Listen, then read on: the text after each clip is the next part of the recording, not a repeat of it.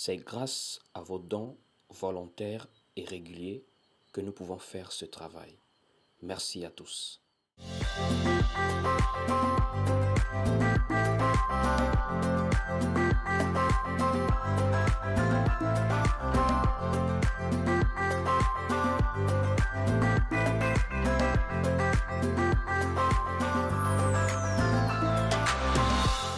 Aujourd'hui, je voudrais nous partager un enseignement sur le combat spirituel. Nous partageons sur le combat spirituel. Quand nous parlons du combat spirituel, nous allons déjà aller sur la notion même d'abord de combat. Pour parler de manière simple et générale, lorsque nous parlons de combat, nous parlons d'un conflit, d'une guerre, d'une lutte entre deux ou plusieurs adversaires. Le combat est juste une lutte, c'est un conflit armé entre deux ou plusieurs adversaires. Donc on combat, on lutte les uns contre les autres. Et le combat peut être naturel, physique, les guerres avec des armes, mais nous avons aussi un combat dans le domaine spirituel. Ça, il ne faut pas l'oublier. Nous sommes dans une guerre spirituelle et nous avons également des ennemis dans le domaine de l'esprit. Commençons premièrement par le diable. Le diable s'érige comme étant un adversaire par rapport à nous. Et par exemple, c'est l'apôtre Pierre qui va révéler cela, que votre adversaire, le diable, rôde comme un lion rugissant, cherchant qui il dévorera. Résistez-lui avec une foi ferme, sachant que les mêmes souffrances sont imposées à vos frères dans le monde. Et je voudrais que tu puisses aller lire ça avec moi. Prenons ensemble le livre de... Nous sommes dans le livre de 1 Pierre. 1 Pierre, voilà, au chapitre 5. Prenons le livre de 1 Pierre au chapitre 5 pour lire cela. Donc, 1 Pierre, chapitre 5, prenons à partir du verset 8. Il est écrit ici: soyez sobres, veillez. Votre adversaire, le diable, rôde comme un lion rugissant, cherchant qui il dévorera. Résistez-lui avec une foi ferme, sachant que les mêmes souffrances sont imposées à vos frères dans le monde. Donc, nous savons déjà qu'en tant que chrétiens, en tant que disciples de Jésus-Christ, nous avons des adversaires, nous avons des ennemis. Et le premier, c'est le diable. Et le diable rôde autour de nous pour nous dévorer. Ça veut dire pour pouvoir détruire notre communion avec Dieu. Donc déjà, quand tu es dans la foi, tu ne dois pas oublier cette réalité. Que tu vis là, mais il y a quelqu'un qui rôde autour de toi. Le diable. C'est un accusateur, c'est un tentateur. Il est là pour nous semer des embûches dans notre marche dans la foi.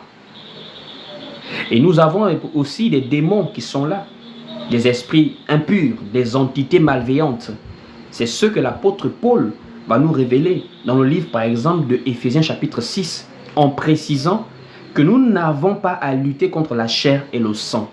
Lorsque l'apôtre Paul parle même des armes de Dieu, les armes du chrétien dans le domaine du spirituel, il dit qu'à la base, nous n'avons pas à lutter contre la chair et le sang.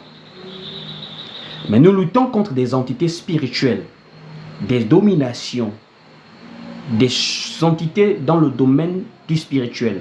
Et je voudrais que nous puissions aller lire cela. Allons-y tous ensemble dans le livre de Éphésiens, chapitre 6, à partir même du verset 12.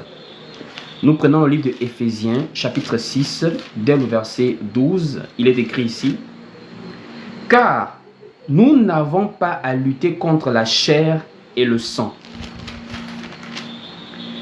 Nous n'avons pas à lutter contre la chair et le sang, mais contre les dominations, contre les autorités, contre les princes de ce monde de ténèbres, contre les esprits méchants dans les lieux célestes.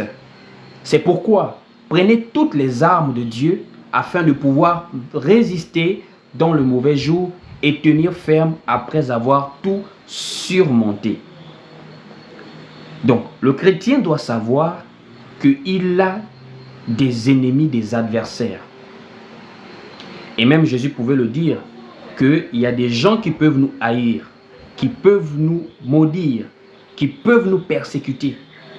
Donc, il y a des gens qui s'érigent contre notre vie de foi. Et l'apôtre Paul et l'apôtre Pierre nous révèlent que c'est dans le domaine spirituel. L'apôtre Pierre ayant présenté le diable comme étant un adversaire pour nous, et l'apôtre Paul présentant également des entités surnaturelles contre lesquelles nous avons à lutter. Donc, tout enfant de Dieu, tout chrétien, déjà à la base, nous devons savoir que nous sommes en guerre. Nous sommes dans un combat. La vie de foi n'est pas une vie de bisounours où tout va bien en réalité. Bien que c'est un évangile qui est beaucoup véhiculé aujourd'hui dans les réseaux sociaux, un peu partout, l'évangile de la prospérité, l'évangile du tout va bien, mais tu dois savoir que en tant que peuple de Dieu, il y a un adversaire qui est là autour de toi, qui te cherche, qui cherche une porte que tu peux ouvrir pour t'attaquer. Et c'est le diable. Voici pourquoi Jésus-Christ, sur la terre, fils de Dieu, a été lui-même tenté par le diable. Le diable a tenté le Seigneur lui-même. Et nous voyons comment le diable a encore tenté ou encore a voulu détourner des personnes de la foi, à l'exemple de l'apôtre Pierre. Puisque quand Jésus va dire « arrière de moi, Satan », il s'adresse en réalité à l'apôtre Pierre, puisque c'est l'apôtre Pierre qui va lui parler. Mais par rapport aux propos, par rapport au dessein du cœur, par rapport à la pensée que l'apôtre Pierre exposait, Jésus avait compris que Satan rôdait autour de lui. Satan était en train de le chercher. Parce qu'il n'y a que Satan qui se contredit la parole de Dieu.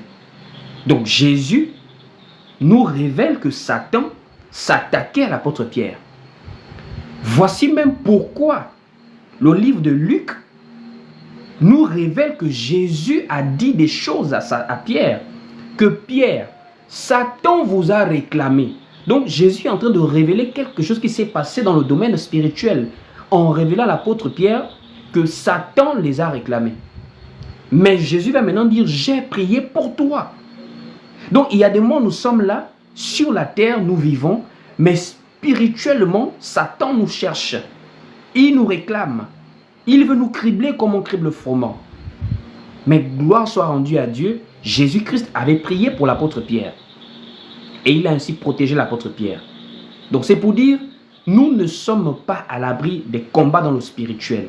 En tant que chrétiens, en tant qu'enfants de Dieu, nous sommes des êtres spirituels. Et dans le domaine spirituel, nous avons des adversaires, des ennemis. Maintenant, lorsque nous avons dit ça, comment devons-nous alors combattre? Qu'est-ce que le combat exactement? Puisque si nous parlons physiquement, le combat c'est une lutte. L'autre a le fusil, moi j'ai le fusil. L'autre a une arme, moi j'ai une arme. Nous combattons l'un contre l'autre en vue de pouvoir affaiblir l'adversaire pour pouvoir remporter la victoire. Alors, est-ce que ça se passe comme ça également dans le spirituel? Parce que nous devons rester bibliques, nous devons rester doctrinal selon le modèle des apôtres. Même si nous voulons dire des choses, il ne faut pas s'écarter de l'enseignement des apôtres parce que plusieurs personnes, malheureusement, dans leur enseignement, n'arrivent plus à attester ce qu'ils disent par les Écritures. Alors, qu'est-ce que la parole nous enseigne par rapport au combat? Lorsqu'on parle du chrétien, le combat. Le combat, à la base, ce qui est mentionné dans les Écritures, c'est le combat de la foi. Nous disons communément combat spirituel pour faire comprendre aux gens qu'il s'agit d'un combat dans l'esprit. Mais à la base, ce qui est écrit, c'est combat de la foi. Et le combat de la foi, qui est le combat que mène le chrétien spirituellement, est un combat premièrement qui nous est enseigné dans les textes bibliques. Ce n'est pas un combat qui est révélé par un pasteur de nos jours. Comment il faut combattre? Quelles sont les armes qu'il faut avoir? Non. Le combat de la foi, ce qu'on appelle communément combat spirituel, est un enseignement doctrinal dans les saintes lettres. Nous voyons comment est-ce qu'on combat et nous voyons quelles sont les armes. Donc, ce n'est pas moi qui va commencer à venir créer des choses. Comme tu es combattu comme ça, réagis comme ça. Non.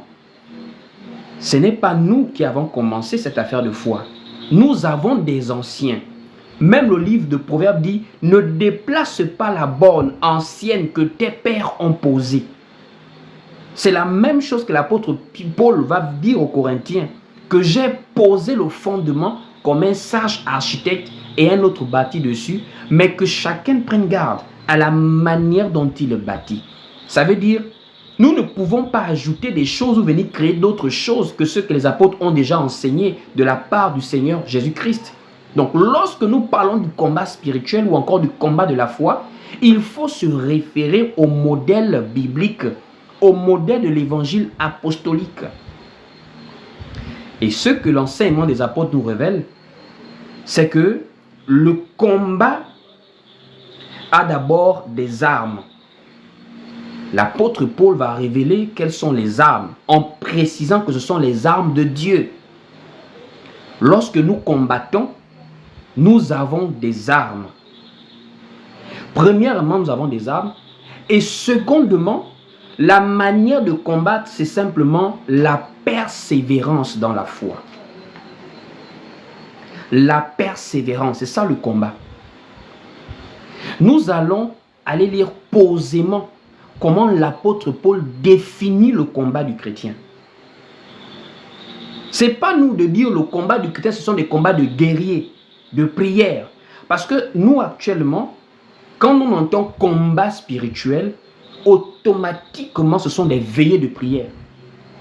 Ce sont des transpirations intenses. Ça veut dire on combat, on lance le feu, on découpe, on prie à chaque fois. Mais allons-y lire ce qui est écrit. Puisque les apôtres ont enseigné dessus, l'apôtre Paul a enseigné sur le combat. Et l'apôtre Paul nous révèle que nous combattons le bon combat. En faisant quoi exactement? En gardant la foi. Allons-y maintenant lire le livre de 1 Timothée, chapitre 1er, au verset 18. Allons-y lire ensemble. 1 Timothée, chapitre 1er, au verset 18. Il est écrit ici, « Le commandement que je t'adresse, Timothée, mon enfant, selon les prophéties faites précédemment à ton sujet, c'est que d'après elles, tu combattes le bon combat. » Il faut préciser, hein? L'apôtre Paul dit, tu combattes le bon combat. Parce qu'il y a des gens qui, dans la foi, ne combattent pas le bon combat. Ils ont fait des démons leur combat. Ils ont fait des sorciers leur combat. Mais l'apôtre Paul va dire à Timothée, combat le bon combat. Ça veut dire que tu ne te bats pas en vain. Tu ne transpires pas pour rien. Et le bon combat consiste à quoi exactement? Le verset 19 nous dit, en gardant la foi et une bonne conscience. Donc, le combat que nous on entend, combat spirituel, l'apôtre Paul nous recadre d'abord que 1, c'est le combat de la foi. 2, ce combat consiste pas d'abord à beaucoup prier, faire des veillées de prière. Consiste à garder la foi. Consiste à garder la foi. Pourquoi? Mais c'est parce que c'est la foi en Jésus-Christ qui nous sauve. Nous ne sommes pas sauvés parce qu'on prie beaucoup. Les musulmans prient, les traditionalistes prient, tout le monde prie. Nous sommes sauvés parce que nous croyons en Jésus-Christ.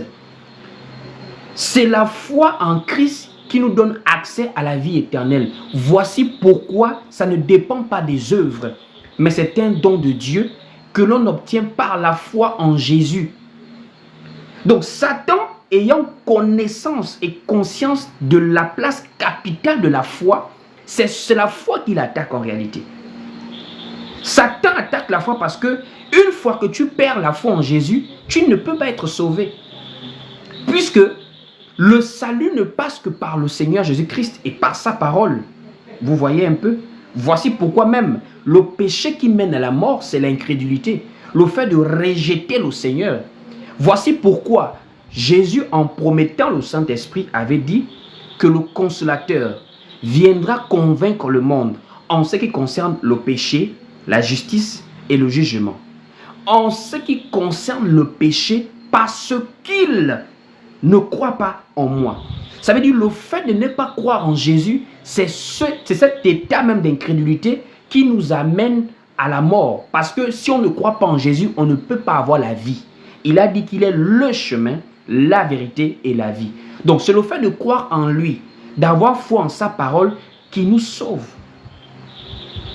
Donc tu peux être le plus zélé, tu peux être le plus gentil, tu peux être celui qui ne ment pas, qui n'a jamais fait de bêtises, tu es droit comme une aiguille. Si tu n'as pas la foi en Jésus-Christ aujourd'hui, tu ne peux pas être sauvé. Voici pourquoi c'est la foi en Jésus-Christ que Satan attaque.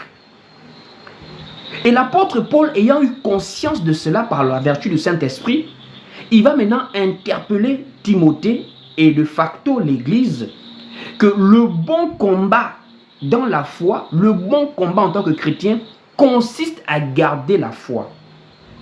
C'est la chose qui nous lie à Dieu. C'est la chose qui nous permet d'être sauvés parce que c'est la foi en Jésus-Christ qui nous donne la vie éternelle. Et même Jésus-Christ avait révélé cela à l'apôtre Pierre, que Simon, Simon, Satan vous a réclamé pour vous cribler comme le froment, mais j'ai prié pour toi. Et il va préciser à l'apôtre Pierre, j'ai prié pour toi afin que ta foi ne défaille point. Donc, quand Jésus prie pour Pierre, ce n'est pas pour que Pierre coupe les démons. Ce n'est pas pour que Pierre lance le feu. C'est pour que Pierre puisse garder la foi. Parce que s'il abandonne la foi, il ne peut pas être sauvé. Mais c'est en gardant la foi qu'il peut être sauvé. Donc Jésus a prié pour Pierre afin que sa foi ne puisse pas s'affaiblir. Allons-y lire cela dans le livre de Luc chapitre 22 à partir du verset 31. Nous sommes ici dans le livre de Luc chapitre 22 dès le verset 31. Écoutez vous-même. Il est écrit ici, le Seigneur dit, Simon, Simon, Satan vous a réclamé pour vous cribler comme le froment. Mais j'ai prié pour toi, afin que ta foi ne défaille point, et toi, quand tu seras converti, affermis tes frères. Donc, Jésus avait prié pour que la chose la plus importante chez l'apôtre Pierre puisse être conservée, la foi. Voici pourquoi l'apôtre Paul va dire cela à Timothée que combattre en Christ là, ce n'est pas d'abord contre les démons, mon frère. Ce n'est pas d'abord contre les sorciers. Combattre en Christ, c'est de garder la foi. C'est de persévérer jusqu'à la fin. Voici pourquoi l'apôtre Paul s'est exclamé dans le livre de 2 Timothée chapitre 4. Quand il voyait déjà la fin de sa mission sur terre, de son service dans le Seigneur, il a dit, j'ai combattu le bon combat.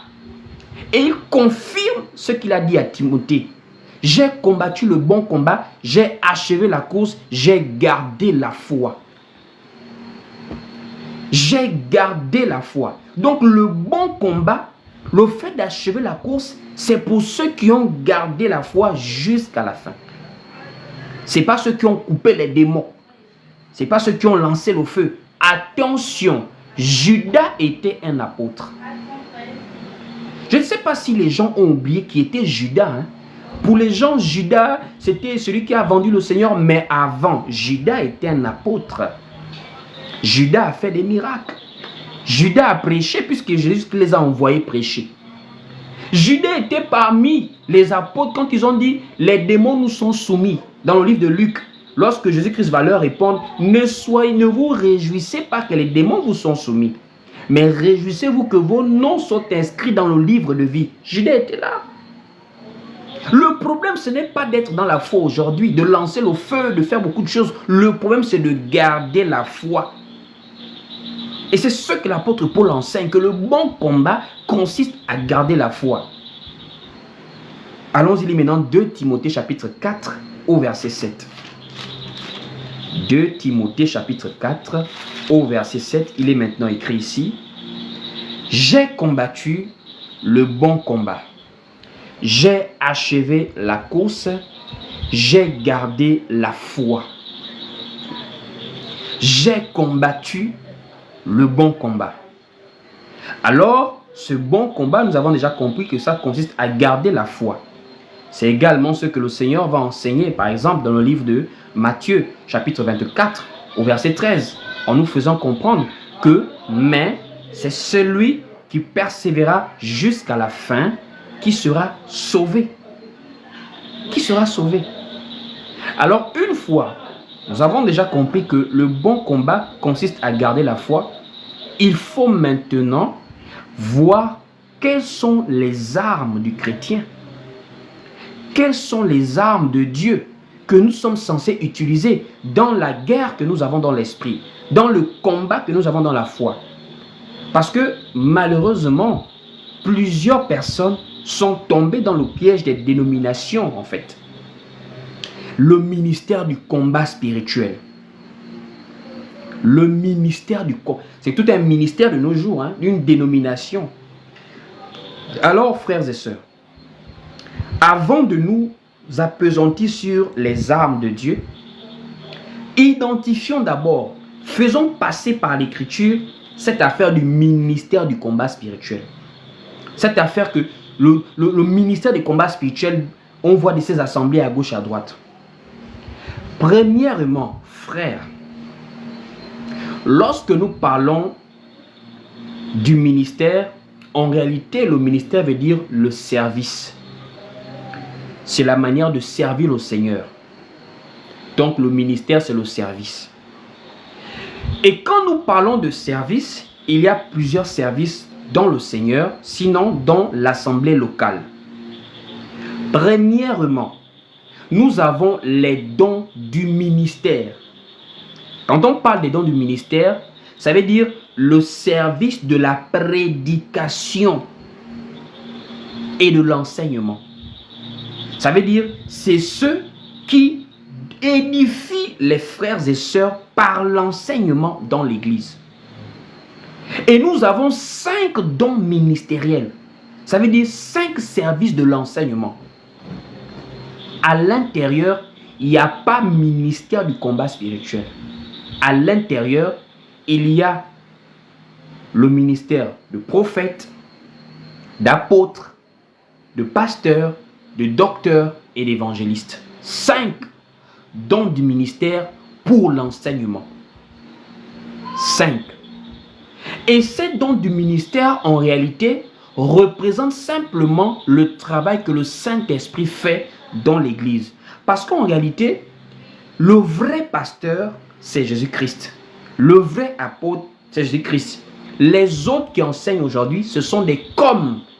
Voici pourquoi Éphésiens chapitre 4, à partir du verset 11 dit, il a donné les uns comme apôtres, pasteurs, prophètes, évangélistes, docteurs. Ça veut dire, ce sont des représentations de Jésus-Christ, qui est le véritable pasteur, le véritable apôtre. Donc, quand on dit quelqu'un est enseignant, par exemple, il a le service de pastoral, service doctoral, c'est Jésus-Christ qui enseigne au travers lui dans le couloir doctoral, dans l'exercice pastoral de l'enseignement. Ainsi, les services de l'enseignement qui sont clairement énumérés sont au nombre de 5. Dans ces services-là, il n'y a pas le ministère du combat spirituel. Premièrement. Ensuite, ce sont uniquement ces services qui peuvent établir et conduire des assemblées locales, accompagnées des anciens.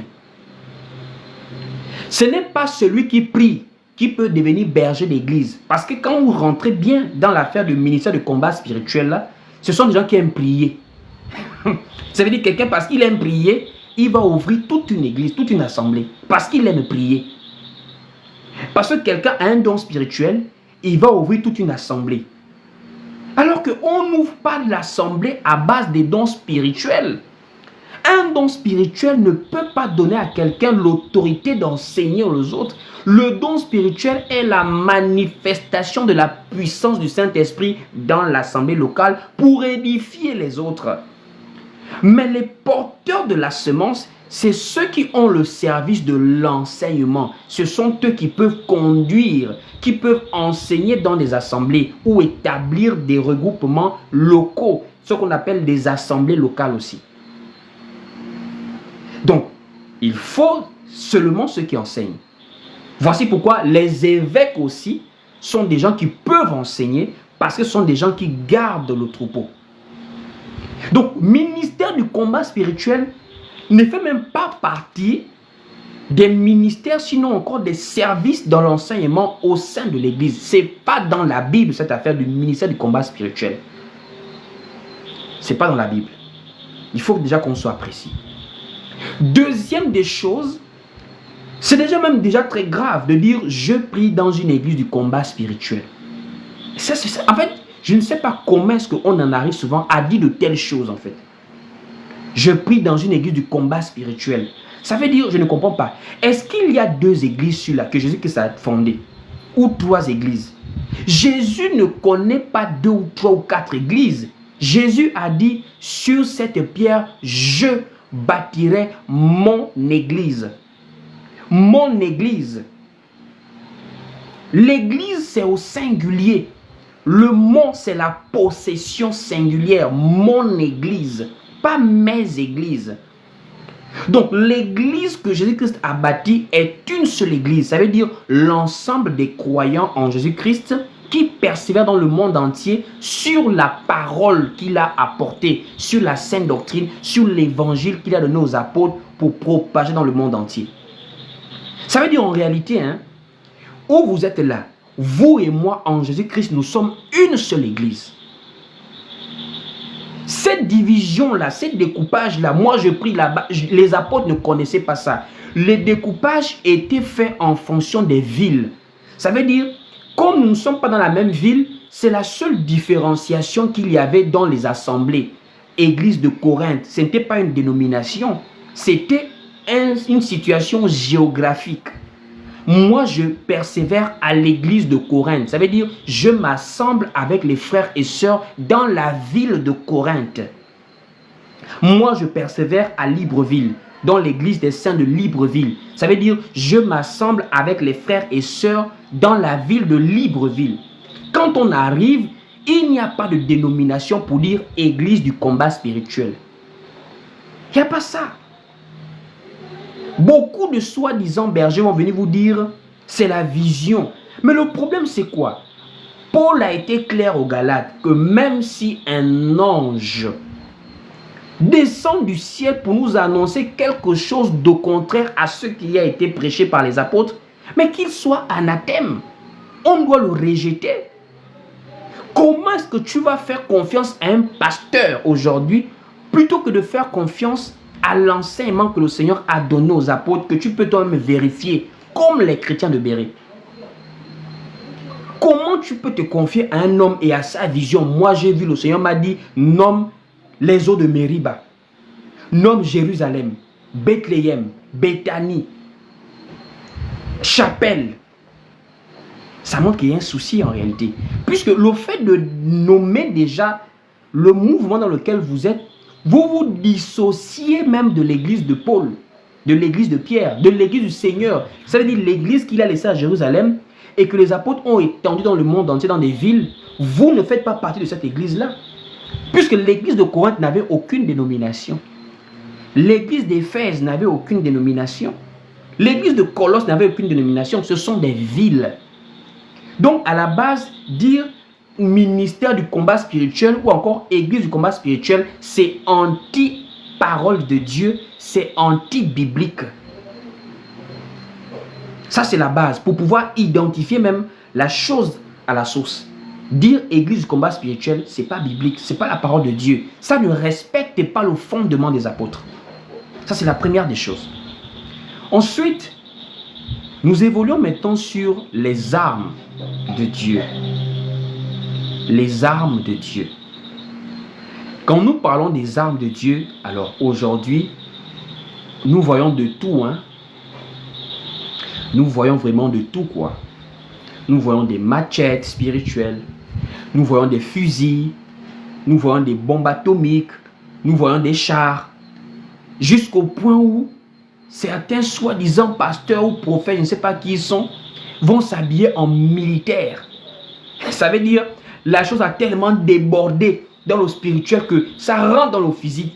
Quelqu'un qui ne connaît pas l'armée, ni de A ni de Z, il va s'habiller en militaire pour pouvoir faire des choses soi-disant dans le spirituel. Est-ce que vous-même, vous trouvez ça normal? Même Jésus lui-même qui est arrivé, il s'est dissocié de la révolution contre les Romains. Plusieurs Juifs voulaient le temps des embûches pour lui faire comprendre que, par exemple, le tribut de César, on doit payer à César, oui ou non. S'ils disaient ne payez pas, ils allaient directement aller dire à César ou aux Romains qu'il y a un rebelle ici. S'ils disaient payer, ils allaient dire que non, donc toi tu encourages les Romains de nous maltraiter, de nous envahir, de nous dominer. Jésus a clairement montré qu'il n'est pas venu pour des problèmes de guerre physique. Mais comment nous aujourd'hui on voit des pasteurs habillés en militaire? Ça signifie quoi? Quelle est cette révélation qui n'a aucun appui scripturaire, qui n'a aucun rapport avec la vie de foi que nous menons, qui est une vie de foi spirituelle, puisque nous sommes des adorateurs en esprit et en vérité?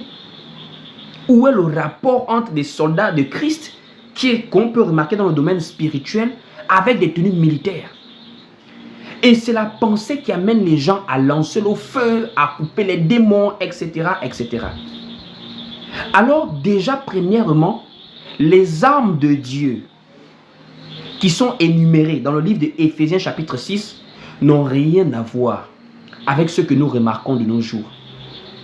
Le feu déjà, le fait de lancer le feu aux sorciers, c'est quelque chose d'anti-parole de Dieu, selon le fondement des apôtres, selon l'évangile que le Seigneur a annoncé.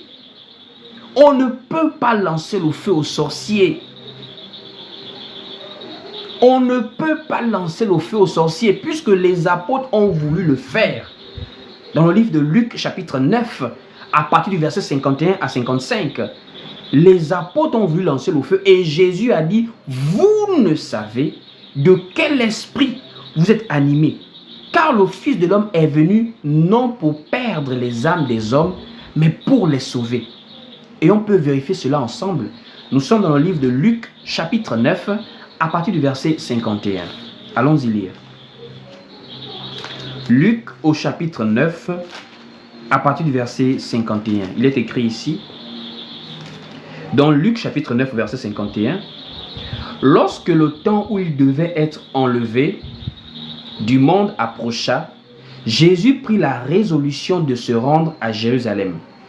Il envoya devant lui des messagers qui se mirent en route et entrèrent dans un bourg des Samaritains pour lui préparer un logement.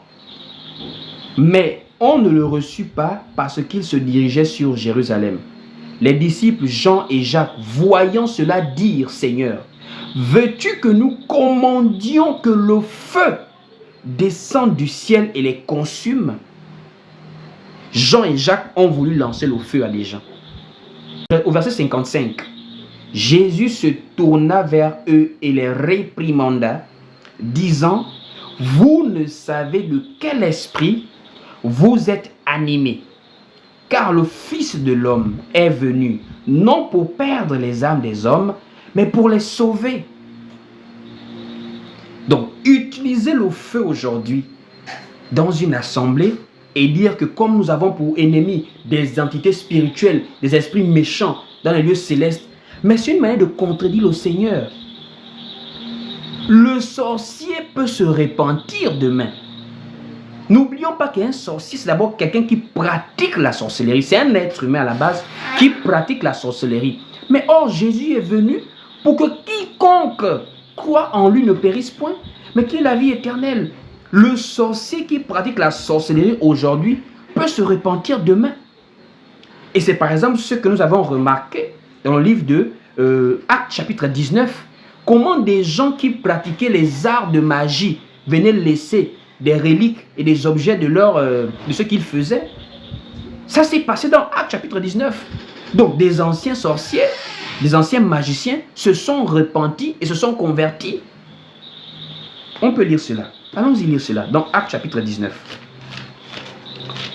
Nous sommes dans Actes au chapitre 19 pour voir cela. Il est écrit ici au verset, à partir du verset 17. Actes chapitre 19, à partir du verset 17. Écoutez. Cela fut connu de tous les Juifs et de tous les Grecs qui demeuraient à Éphèse. Et la crainte s'empara de tous, et le nom du Seigneur Jésus-Christ était glorifié. Plusieurs de ceux qui avaient cru venaient confesser et déclarer ce qu'ils avaient fait. Au verset 19 de Acte 19. Et un certain nombre de ceux qui avaient exercé les arts magiques, ayant apporté leurs livres, les brûlèrent devant tout le monde. On en estima la valeur à 50 000 pièces d'argent. C'est ainsi que la parole du Seigneur croissait en puissance et en force. Ça veut dire un vrai chrétien, un vrai disciple du Seigneur, un vrai serviteur de Dieu, il n'a pas peur des sorciers.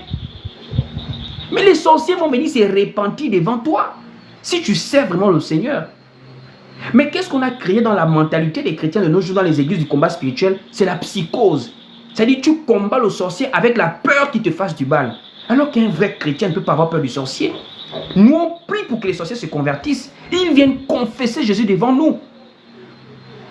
Donc ça montre clairement que l'affaire de lancer le feu aux sorciers n'est pas un enseignement biblique. Les apôtres n'ont pas enseigné ça. C'est un enseignement diabolique qui contredit la parole du Seigneur.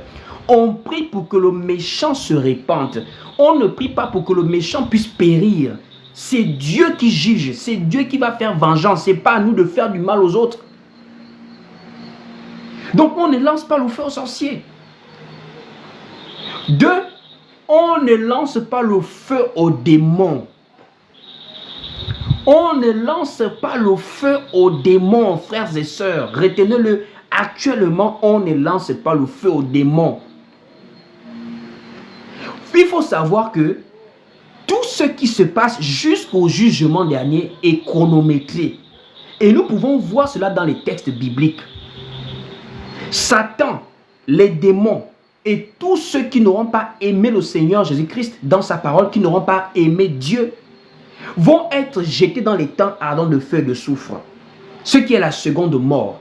Là-bas, là, ils auront le temps de bien souffrir. Mais actuellement, là, le jugement dernier n'a pas encore eu lieu.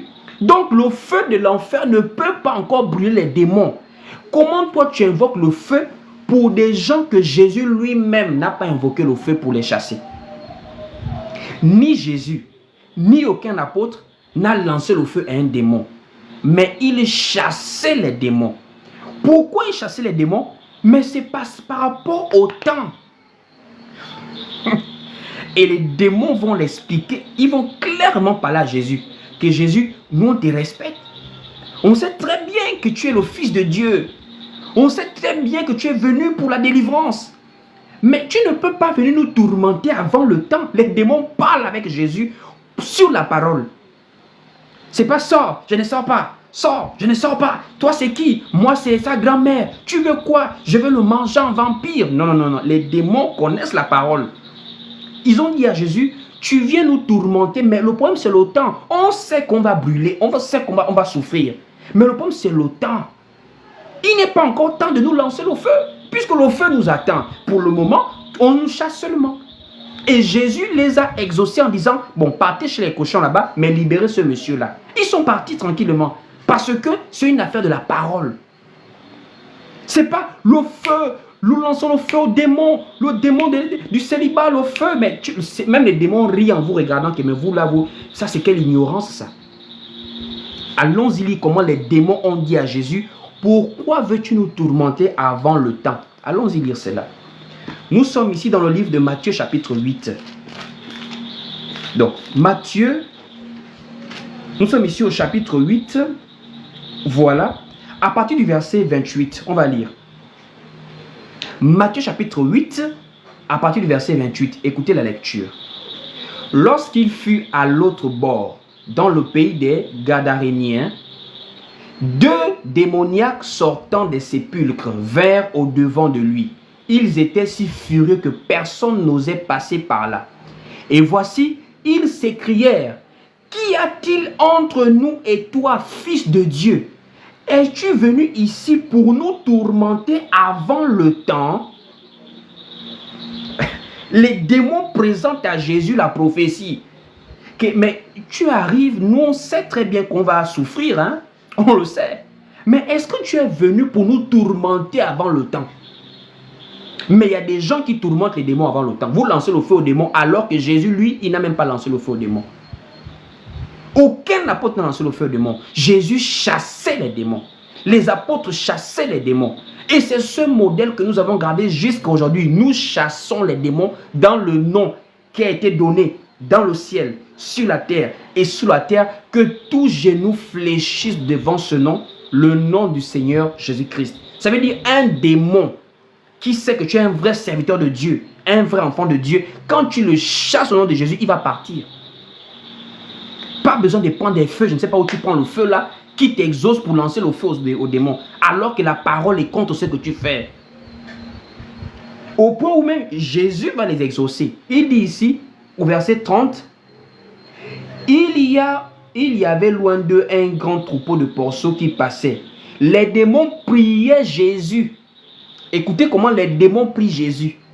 Au verset 31 de Matthieu 8, au verset 31, les démons priaient Jésus, disant, si tu nous chasses, envoie-nous dans ce troupeau de porceaux. Il leur dit, allez. Ils sortirent et entrèrent dans le troupeau, et entrèrent dans les porceaux. Et voici, tout le troupeau se précipita dans des pentes escarpées dans la mer, et ils périrent dans les eaux. C'est-à-dire, les démons prient Jésus. Ils prient Jésus pourquoi? Parce que Jésus a compris que ils savent le temps. Donc, il les a exaucés que vous pouvez partir. Allez-y. Mais il y a des gens qui ne savent même pas la parole avant de prier. Donc, on ne lance pas le feu aux sorciers, on ne lance pas le feu aux démons. Un autre point du combat spirituel, cette doctrine que nous voyons dans les assemblées des ministères du combat spirituel, c'est une doctrine diabolique, satanique, anti-parole de Dieu. C'est le retour à l'envoyeur. Alors là, on a atteint des sommets. Le retour à l'envoyeur. Frères et sœurs, c'est-à-dire vous-même, quand vous entendez retour à l'envoyeur, ça sonne comment dans votre esprit? Mais le retour à l'envoyeur, je vais vous expliquer d'où ça vient. En réalité, le retour à l'envoyeur est une ancienne pratique, même qu'on peut retrouver en Afrique ici. Le retour à l'envoyeur.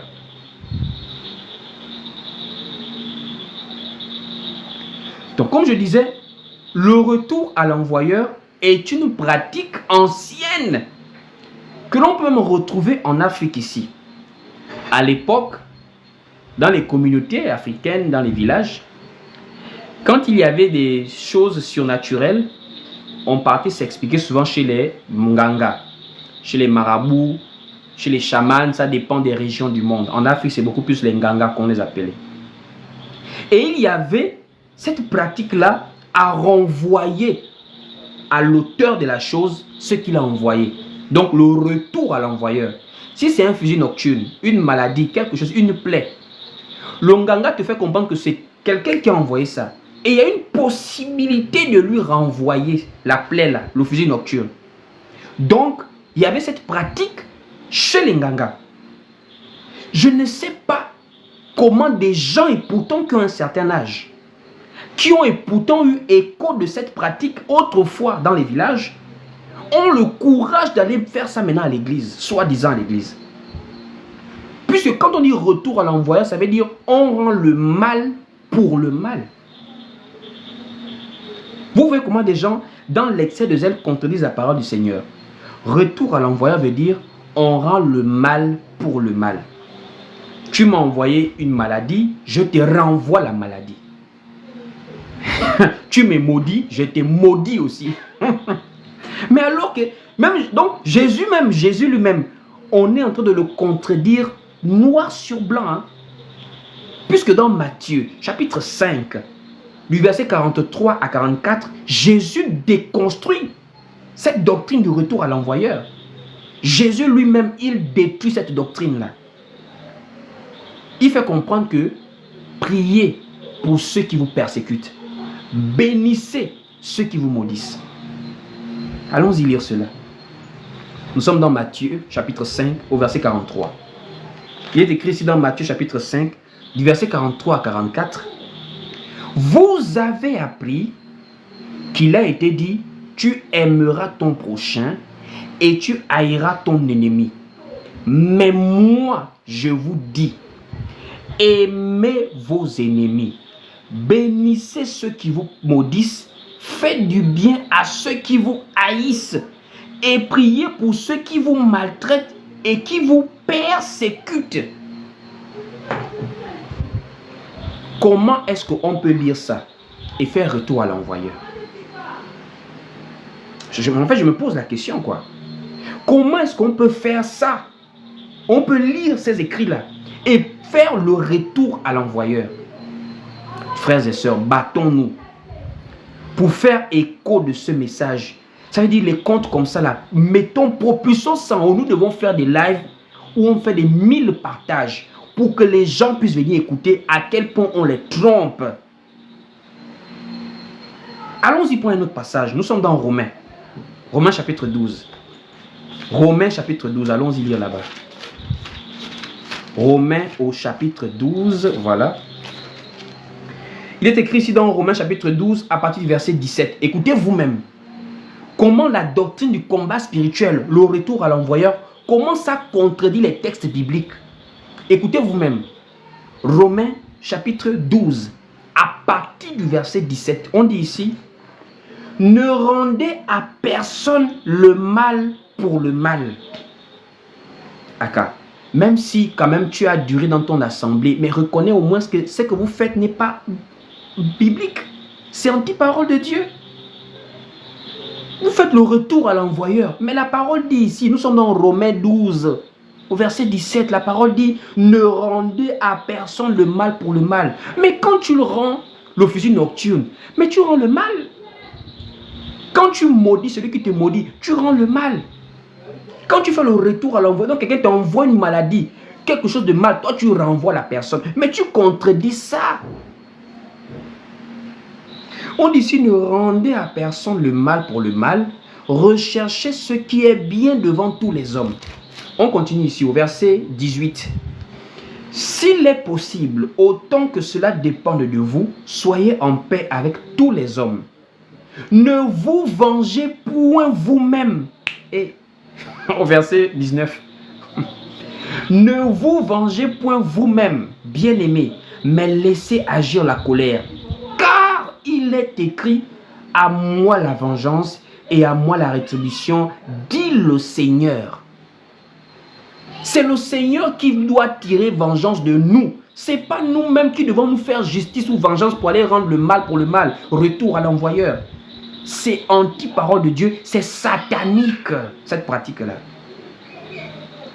Au verset 20, on dit ici, mais si ton ennemi a faim, donne-lui à manger. S'il a soif, donne-lui à boire. Car en agissant ainsi, ce sont des charbons ardents que tu amasseras sur sa tête. Au verset 21, écoutez le dernier verset qui dit ici, ne te laisse pas vaincre par le mal, mais surmonte le mal par le bien. Ne te laisse pas vaincre par le mal, mais surmonte le mal par le bien. Donc, le retour à l'envoyeur n'est pas un enseignement qu'on peut donner à des gens dans une assemblée. Ça veut dire que vous êtes dans l'aveuglement et vous devez sortir de ce système. Une fois qu'on a déconstruit cette affaire de ministère du combat spirituel, etc., on arrive maintenant aux armes spirituelles. Frères, les armes spirituelles ou encore les armes de Dieu.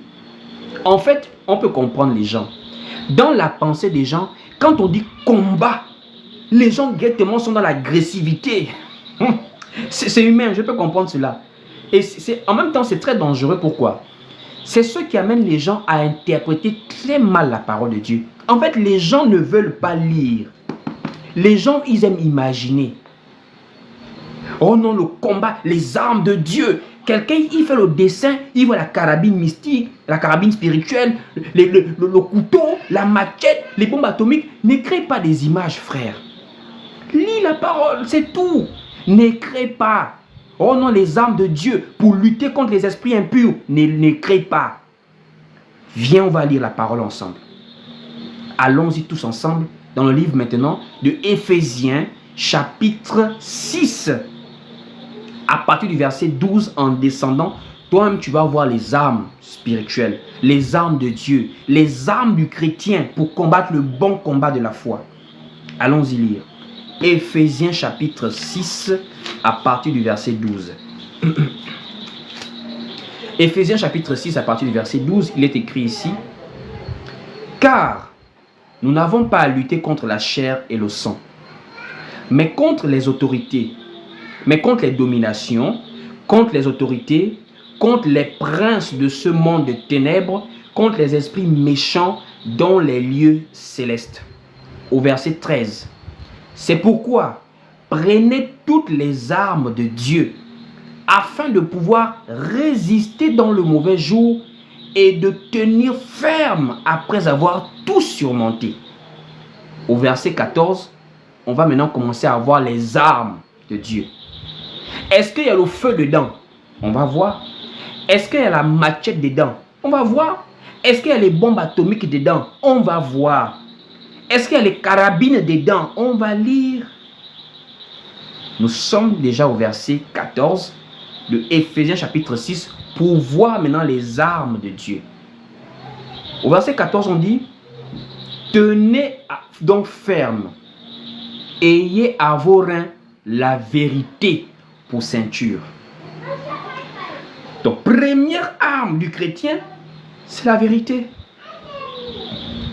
Donc, c'est-à-dire, toi-même, tu es en train de voir que ça n'a rien à voir avec l'image que tu avais dans ta tête d'une carabine, d'être militaire sur un champ de bataille en train de combattre. Non, non, non, non. C'est un combat spirituel, c'est un combat dans l'esprit. Et ça consiste à garder la foi. Pour garder la foi, il faut être dans la vérité. Pourquoi la vérité? Mais parce que c'est la vérité qui nous sauve. C'est la vérité qui nous délivre. Jésus dit: vous connaîtrez la vérité et la vérité vous affranchira. C'est l'ignorance de la vérité qui nous retient captifs. Jésus a dit: vous connaîtrez la vérité. Donc la première arme même du chrétien, mais c'est la vérité. Et la vérité qui vient de la parole, puisque la vérité est un homme. Jésus-Christ lui-même, il dit: je suis le chemin, la vérité et la vie. Voici pourquoi il dit dans le livre de 1 Timothée chapitre 2, ce que Dieu veut, c'est que tous les hommes soient sauvés et parviennent à la connaissance de la vérité. Dieu veut que tu aies la connaissance de la vérité, parce que c'est une arme pour toi. En tant que chrétien, en tant qu'être spirituel qui est dans le combat, tu dois être dans la vérité. Allons-y lire 1 Timothée chapitre 2 à partir du verset 3. 1 Timothée chapitre 2 au verset 3. Écoutez, on dit ici: cela est bon et agréable devant Dieu notre Sauveur, qui veut que tous les hommes soient sauvés et parviennent à la connaissance de la vérité. La vérité, c'est la base comme arme du chrétien. Quand tu connais la parole, quand tu connais la vérité de l'évangile, mais Satan ne peut plus te faire tomber. Un faux prophète arrive ici, tu vas commencer comme les chrétiens de Béret, parce que tu connais la vérité. Tu peux maintenant savoir que ça, c'est un faux prophète là. Ça, c'est le diable là. Mais c'est l'ignorance de qui était Satan qui a amené Ève à tomber. Si Ève avait eu la connaissance de la vérité sur le serpent, elle n'allait jamais manger l'arbre. Donc elle n'avait pas les armes que nous avons aujourd'hui. Ève avait l'ignorance de la véritable identité du serpent. Elle voyait le serpent. Mais quand Dieu a vu, il a vu le dragon ancien, le diable et Satan. Voici pourquoi nos armes à nous, ce n'est pas le couteau, ce n'est pas le feu mystique, ce n'est pas le feu spirituel. Nous là, c'est la vérité. En tant que chrétien, nous sommes appelés à avoir comme première arme la vérité, qui est même la ceinture du chrétien. Vous voyez même la dimension de la vérité, c'est la ceinture du chrétien, spirituellement parlant. Voici pourquoi l'apôtre Paul va dire, l'Église est l'appui et la colonne de la vérité. Quelqu'un qui a l'ignorance de la vérité, Satan va jouer avec toi. C'est pour cela que les gens lancent le feu. C'est pour cela que les gens font le retour à l'envoyeur. Satan joue avec les gens qui n'ont pas la connaissance de la vérité. Allons-y lire cela. Nous sommes dans 1 Timothée toujours, voilà. 1 Timothée chapitre 3, à partir du verset 14 à 15.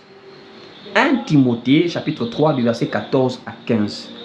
Il est écrit ici, « Je t'écris ces choses avec l'espérance d'aller bientôt vers toi, mais afin que tu saches, si je tarde, comment il faut se conduire dans la maison de Dieu, qui est l'église du Dieu vivant, la colonne et l'appui de la vérité. » La vérité, c'est la première arme du chrétien, frère. Nous devons marcher dans la vérité. Ne pas se corrompre par rapport aux mensonges de cette époque. Les faux prophètes, les fausses doctrines. Demeurer dans la vérité. C'est ce qui repousse le diable. Satan a peur de celui qui a la connaissance. Voici même pourquoi, quand Jésus annonce la venue du Saint-Esprit, il dit qu'il va nous conduire dans toute la vérité. Allons-y lire le livre de Jean chapitre 16 au verset 13. Jean chapitre 16 au verset 13. Allons-y lire. Il est écrit ici dans Jean chapitre 16 au verset 13. Quand le consolateur sera venu, l'esprit de vérité, il vous conduira dans toute la vérité. Dans toute la vérité. Donc, contrairement à ce que nous voyons les gens faire, les armes spirituelles, c'est en réalité la parole de Dieu. C'est la parole de Dieu. Mais avec des enseignements bien spécifiques. Donc, la ceinture, c'est la vérité. On repart dans Éphésiens chapitre 6, puisqu'on est sur les armes. On repart dans Éphésiens chapitre 6, voilà. Après la vérité que nous avons pour ceinture comme arme du chrétien, on dit, revêtez la cuirasse de la justice. La cuirasse de la justice. Alors, quand on parle de justice, c'est important que vous puissiez connaître quelle est la justice de Dieu. Parce qu'il y a des gens qui sont là, qui pensent que le jour du jugement, nous irons tous devant Dieu. Même si tu n'étais pas chrétien, chrétien ou pas chrétien, ça veut dire que tu es cru en Jésus-Christ ou pas. C'est pas ce que Dieu va voir. Dieu va voir les bonnes œuvres et les mauvaises œuvres. Les gens ont cette conception dans leur tête. C'est du non, moi je ne croyais pas en Jésus-Christ. Je ne vous suivais pas à l'église, je ne priais pas Dieu comme vous. Mais moi, je ne mentais pas. Moi, je ne volais. C'est la conception que les gens ont. Vous qui partez à l'église, vous faites des bêtises. Moi, je ne prie pas, mais je ne mens pas. Je ne vole pas. Je fais du bien aux autres. Donc, dans la conception des gens, la justice de Dieu, c'est-à-dire, bon, toi, tu as trop volé, va en enfer. Toi, tu ne volais pas, va au paradis. Ce n'est pas comme ça. La justice de Dieu n'a rien à voir avec la justice perçue par les hommes. La justice de Dieu se révèle par Jésus-Christ. Parce que c'est lui qui a pu nous justifier devant Dieu par son sacrifice à la croix pour notre rédemption. Voici pourquoi c'est en Jésus-Christ que nous sommes justifiés et non par les œuvres charnelles que nous sommes justifiés. Voici pourquoi l'apôtre Paul dit, ça ne dépend pas des œuvres afin que personne ne se glorifie. Mais c'est un don de Dieu que l'on obtient par la foi en Jésus-Christ. Allons-y voir par exemple le livre de Romains, chapitre 1 au verset 17. Allons-y lire cela. Nous sommes dans Romains, chapitre 1 au verset 17. Vous-même, vous allez lire. Romains, chapitre 1 au verset 17. Il est écrit ici dans Romains 1 au verset 17. Voilà. Parce qu'en lui est révélée la justice de Dieu par la foi et pour la foi. Selon qui est écrit, le juste vivra par la foi. Le juste ne vivra pas par les œuvres. Voici pourquoi je t'interpelle par cette arme à véritablement te mettre sous l'abri de la parole. Ne viens pas vers Dieu avec la justification des œuvres. Viens avec la foi en Jésus-Christ. C'est la foi en Jésus-Christ qui nous justifie. Parce que les œuvres de l'homme ne peuvent pas l'amener à être sauvé de lui-même. L'apôtre Paul va également le répéter dans le livre de Romains, toujours chapitre 10, au verset 10. Allons-y lire. Romains, chapitre 10, au verset 10. Il est écrit ici: car c'est en croyant du cœur qu'on parvient à la justice. Et c'est en confessant de la bouche qu'on parvient au salut, selon qu'il est écrit: quiconque croit en lui ne sera point confus. C'est en croyant du cœur. Donc la justice de Dieu se révèle en Jésus-Christ. Voici pourquoi nous voyons très clairement le livre d'Apocalypse, par exemple, nous révéler quelque chose. Apocalypse nous dit: heureux dès à présent ceux qui meurent dans le Seigneur. C'est en Jésus-Christ que nous sommes heureux lorsque nous mourons. Et non en dehors de Christ, mais par nos œuvres. Non, non, non. C'est Jésus-Christ qui nous sauve par son sacrifice à la croix. Donc, comprendre la justice de Dieu va t'amener à ne pas être manipulé par la philosophie des hommes de notre temps, en fait. De nos jours, les gens veulent faire naître des philosophies du genre: tu peux avoir un bon cœur, même si tu ne pars pas prier Dieu, même si tu n'évolues pas dans la foi, mais tu as ton bon cœur. Dieu voit tout le monde. Non, non, mon frère. Dieu voit ceux qui auront aimé son avènement, ceux qui auront aimé sa parole, ceux qui l'auront reçu. Mais à tous ceux qui l'ont reçu, qui croient en son nom, elle leur a donné le pouvoir de devenir enfants de Dieu, ceux qui l'ont reçu, qui croient en son nom. C'est dans cela que la justice de Dieu se révèle. Ensuite, nous repartons voir d'autres armes spirituelles après la justice. Nous voyons ici au verset 15: mettez pour chaussure à vos pieds le zèle que donne l'évangile de paix. Alors quand nous parlons des chaussures, nous parlons de la propagation de l'évangile. Ça représente le déplacement, aller et prêcher la bonne nouvelle. Donc, nous voyons très clairement qu'il s'agit encore de la parole. Le fait de faire de toutes les nations des disciples, c'est aussi une arme. Ça montre que nous sommes en travail dans l'obéissance à la parole de Dieu. Jésus-Christ a envoyé les apôtres prêcher la bonne nouvelle, prêcher l'évangile dans toutes les nations. Matthieu chapitre 28 au verset 19 à 20 est clair. Allez, faites de toutes les nations des disciples, les baptisant au nom du Père, du Fils et du Saint-Esprit, et enseignez-leur à observer tout ce que je vous ai prescrit. Donc c'est une commission du Seigneur. Et nous sommes tous appelés à travailler pour que les élus de Dieu puissent rejoindre la bergerie. Et pour préciser, la prédication concerne uniquement les hommes, pas les femmes. Les femmes peuvent participer à l'évangélisation, mais les femmes n'enseignent pas la parole de Dieu là où il y a des hommes et des femmes, là où il y a des assemblées. Les femmes peuvent encadrer leurs filles dans la foi, comment être des bonnes femmes au foyer, mais la parole, enseigner la parole, prêcher la parole, ça ce sont les hommes. Donc c'est la propagation de l'évangile qui est aussi une arme qui nous amène à véritablement être concentrés dans la mission du Seigneur. Ensuite, nous prenons au verset 17, prenez, voilà, au verset 16 maintenant, prenez par-dessus tout cela le bouclier de la foi avec lequel vous pourrez éteindre tous les traits, voilà, enflammés du malin. Donc nous voyons ici que la foi également est très importante.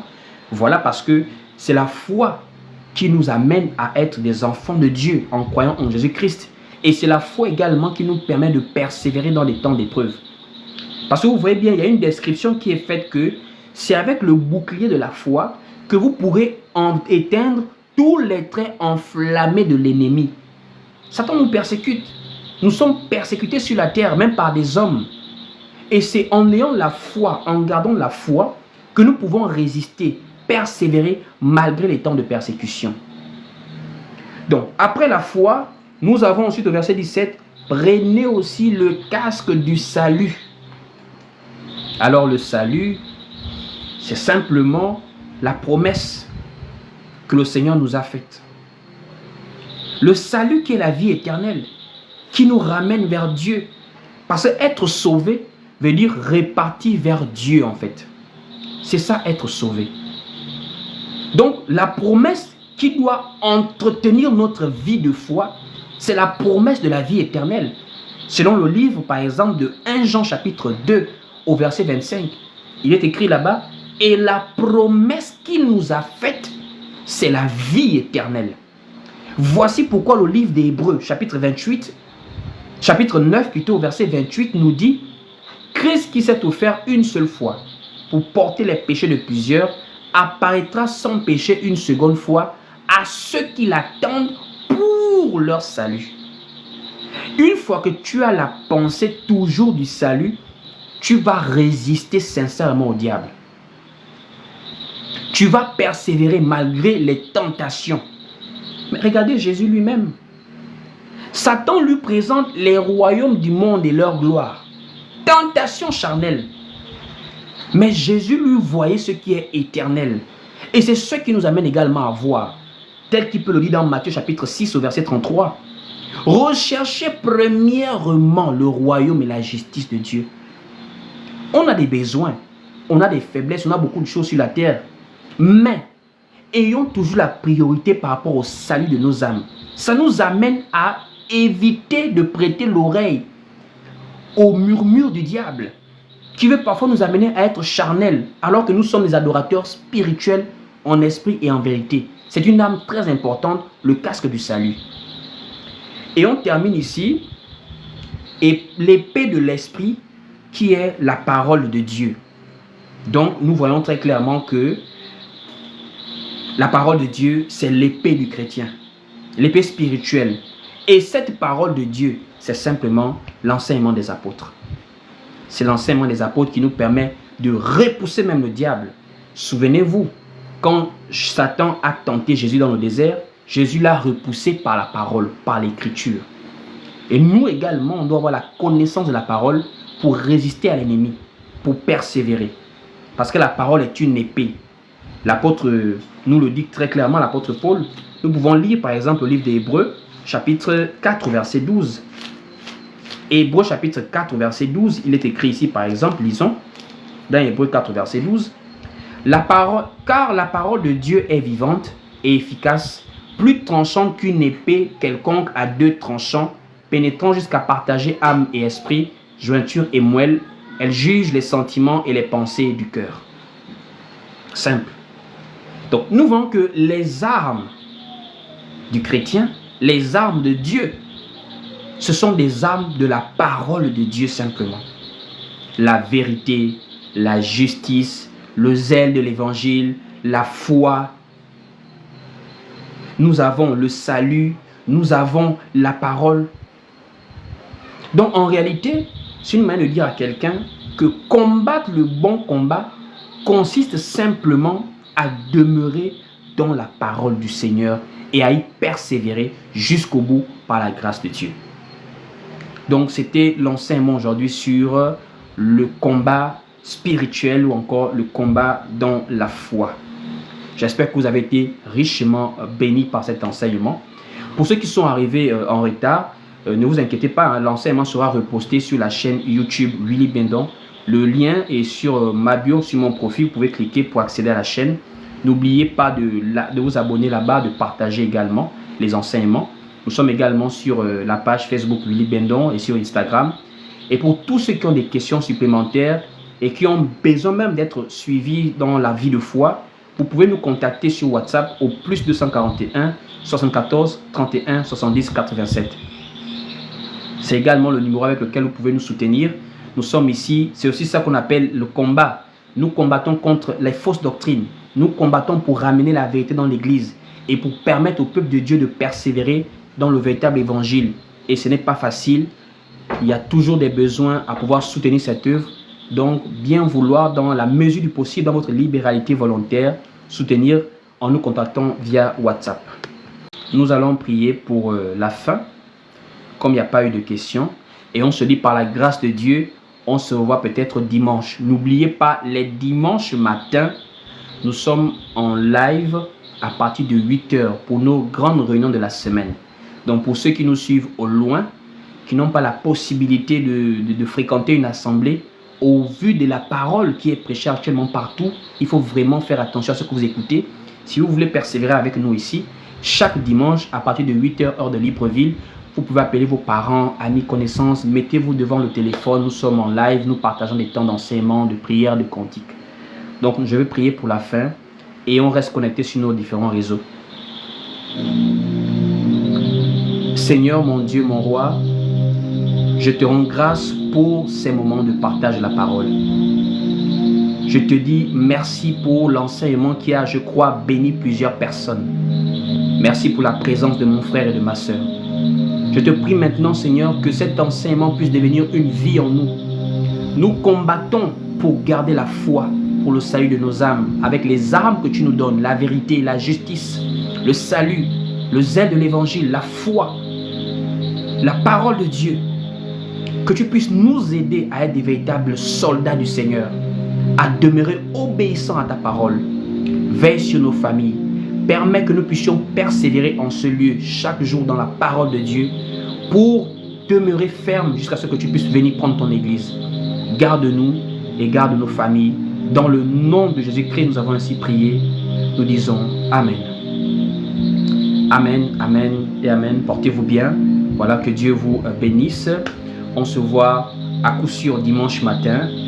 Et restez connectés. À chaque fois, nous avons des vidéos que nous publions. Partagez massivement. Et que Dieu vous bénisse. Paix et grâce à tout le monde. Pour plus d'édification, suivez-nous sur Facebook, YouTube, TikTok et Instagram. Que Dieu vous bénisse.